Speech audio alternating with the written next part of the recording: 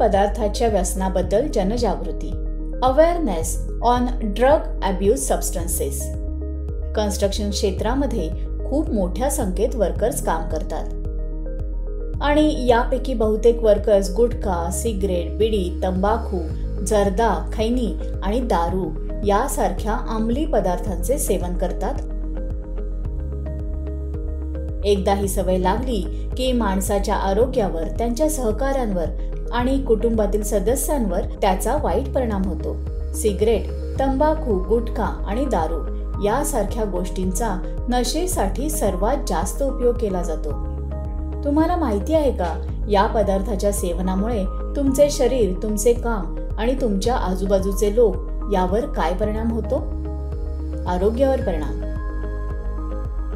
नशा आणणाऱ्या पदार्थाच्या सेवनामुळे तुमच्या शारीरिक आणि मानसिक आरोग्यावर परिणाम होतो.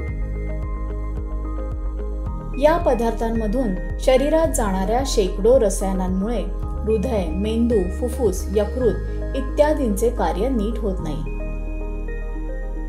यामुळे सुरुवातीला खोकला, पोटदुखी, बद्धकोष्ठता यासारखे आजार होतात आणि त्यानंतर ब्रॉन्कायटिस, हार्मोन्सचे असंतुलन, डिप्रेशन, अँक्झायटी, कॅन्सर यासारख्या गंभीर आजारांना तुम्हाला तोंड द्यावे लागू शकते. काम आणि काम करण्याच्या क्षमतेवर परिणाम. नशा आणणाऱ्या पदार्थांचे सेवन केल्यानंतरही काही काळ आपल्याला चांगले वाटते, पण त्या पदार्थांची नशा उतरल्यावर थकवा जाणवतो, त्याची तल्लफ येऊ लागते. यामुळे विचार करण्याच्या, समजून घेण्याच्या आणि निर्णय घेण्याच्या क्षमतांवर परिणाम होतो. या पदार्थांचे दीर्घकाळ सेवन केल्यास त्याचा परिणाम स्मरणशक्ती आणि ग्रहणशक्ती यावर होतो. सुरक्षिततेवर परिणाम. अंमली पदार्थांचे सेवन केल्याने आणि त्या नशेमध्ये कामावर आल्याने आपण आपले आणि आपल्या सहकाऱ्यांचे नुकसान करू शकतो.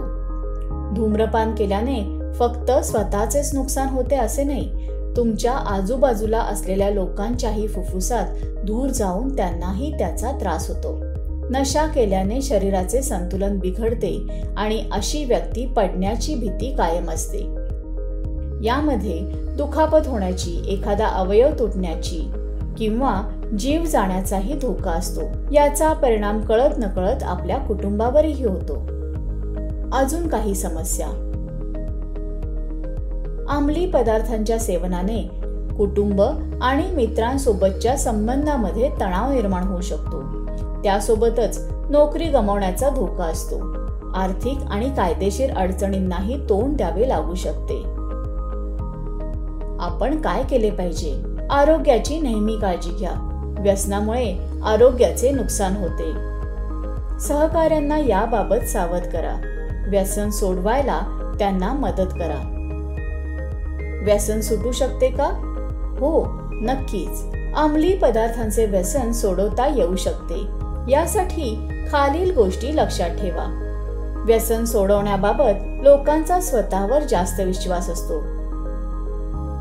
यामुळे काही दिवसांनी ते पुन्हा व्यसनाधीन होतात.